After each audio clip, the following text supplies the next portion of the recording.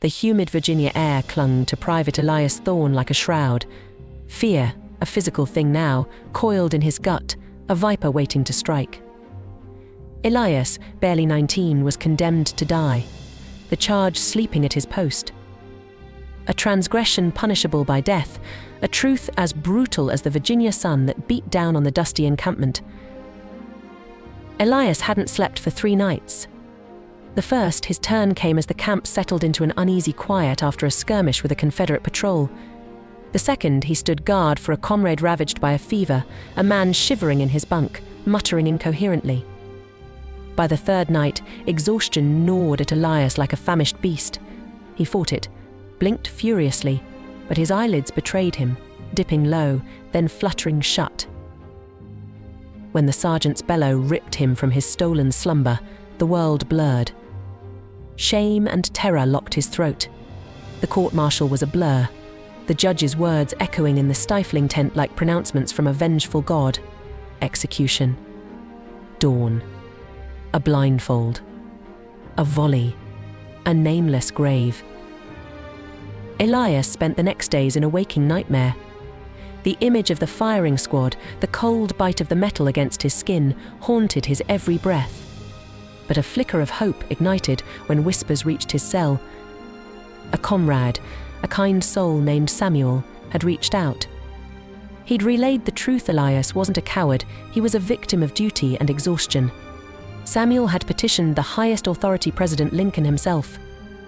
Days bled into one another.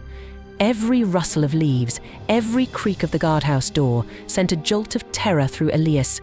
Sleep, once a refuge, became a battlefield where nightmares played out with chilling detail.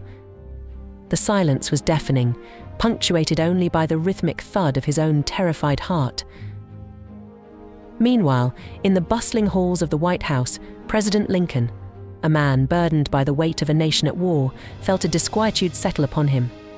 News of the young soldier's plight reached his desk, a stark contrast to the dry reports of troop movements and battle plans. Here was a story of a life on the brink, a life he felt a strange kinship with.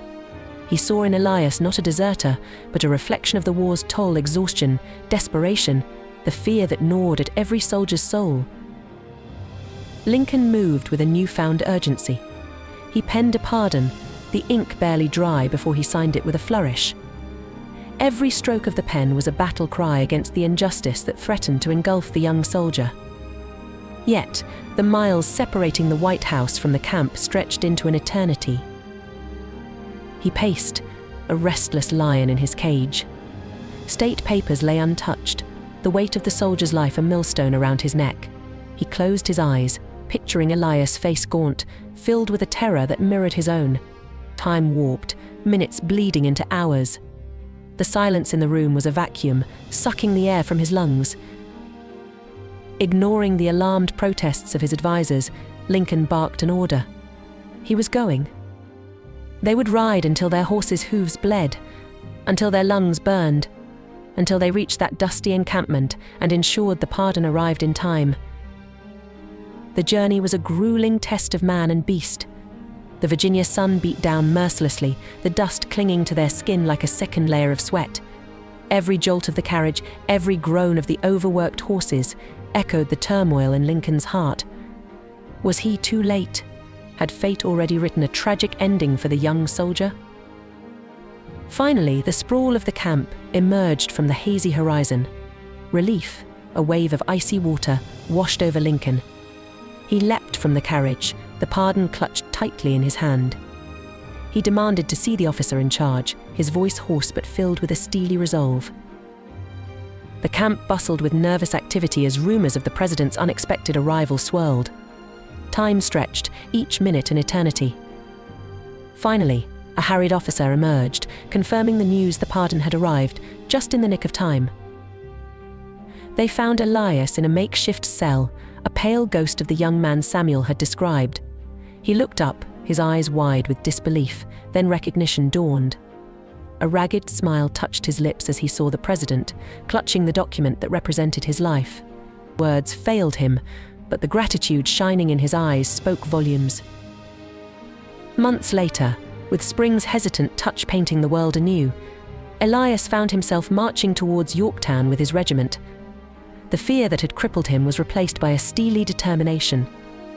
He would prove his courage, not just for himself, but for the man who had saved him, President Lincoln. The battle roared to life. Cannons boomed, smoke billowing in thick clouds that obscured the enemy lines. The ground trembled with the thunderous percussion of musket fire. Elias charged forward with his comrades, a primal yell rising in his throat. This wasn't fear, it was a desperate defiance of his own mortality, a chance to etch his name not on a tombstone, but in the annals of bravery. But war, in its cruel indifference, has a way of twisting narratives.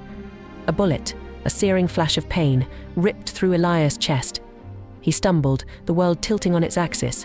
His comrades, caught in the heat of battle, surged forward, unaware of his plight. Elias crumpled to the blood-soaked earth, his breath coming in ragged gasps. The sky above him seemed to spin, the familiar faces of his comrades blurring into a kaleidoscope of fear and confusion.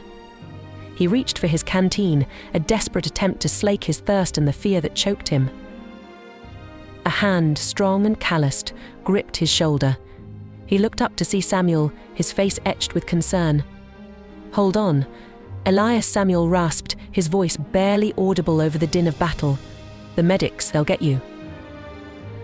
Elias wanted to speak, to assure Samuel, to prove his courage in the face of his own demise. But a wave of dizziness washed over him, stealing his voice. The world narrowed down to the rhythmic pounding of his heart, a frantic drumbeat against the backdrop of the battle. Through the haze of pain, he saw a flash of movement, a Confederate soldier, musket aimed square at him. Time stretched, each second an agonizing eternity. A desperate scream lodged itself in his throat, a sound that never escaped his lips.